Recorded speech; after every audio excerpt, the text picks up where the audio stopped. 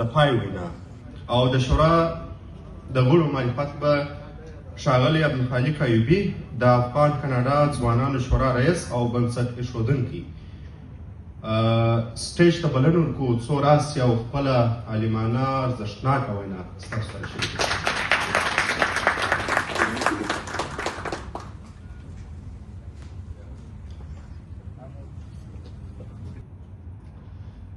ګرانو مشرانو،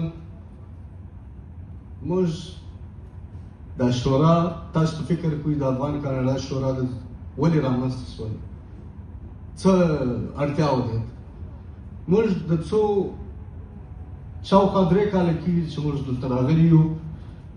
زموږ چې ګورو ځوانان ډېر په مشکلاتو کې دي او ځوانان د هر کورنۍ یو امید یو سترګې دي.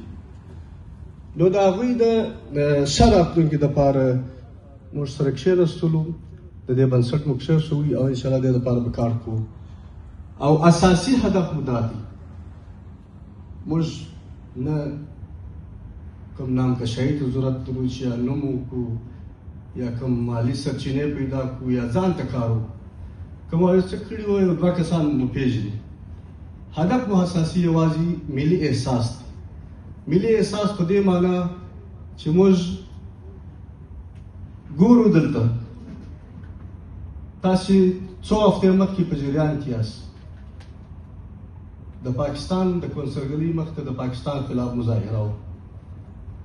موږ په مظاهره کې 100 کسه یا 200 کسه نه شو راټولولی. متاسفانه دا چیز دی چې په موږ کې هغه ملي احساس نشته.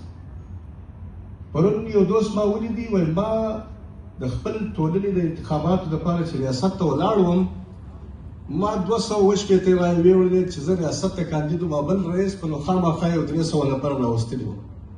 اما متاسفانه داسې یو ملي پروسې په خاطر چې د افغانانو پر افغانانو باندې ظلم شوی دی، د تظاهراتو دپاره موږ 100 کسه نشو راټولولی. دا چیز دی چې موږ ذهنیت سازي نه ده کړې. متاسفانه موږ د ټولو مشرانو ته دلته چې ناست دي، د ټولنو مشران ټولو ته په ډېر درناوی. زما هیله او ارزو دا ده چې راسئ موږ دا خپل منځي مخالفتونه سره ورک کړو، سره پرېږدو، راسئ د رښتیاګو لاسونه سره ورکړو. که غواړو موږ پرمختګ وکړو، موږ یو موټی واوسېږو، دا یې لار نه ده چې وروره زه وایي زما یې په څه، زما خو کور آباد دی، یو کور مې جوړ کړي، یو 2-3 کوره به نور جوړ کړو، یو بزنس مې روان دی، یو 2-3 افغانان دې څه کوي، څه شي، څه معنا لري؟ دا یې لاره نه ده. حیوانان هم ژوند کوي، هغوی هم خپل بچي پالي. موږ اشرف المخلوقات یو. موږ باید خپل ټولنې ته کار وکړو. موږ باید داسې کار وکړو لکه د نور هېوادونو ټولنې چې کوي. د معلوماتو پر اساس تقریبا په د انټاریو ایالت کې شاوخوا 1,15,000 افغانان اوسېږي.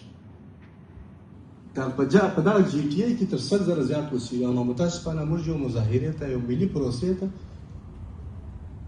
200 نفر نشو راټولولی او ځان ته دونه غټ رقم وایو چې موږ د فلانۍ ټولنې مشر یو، موږ فلانۍ جنرالان یو، فلانۍ وکیلان یو، فلانۍ هغه یو.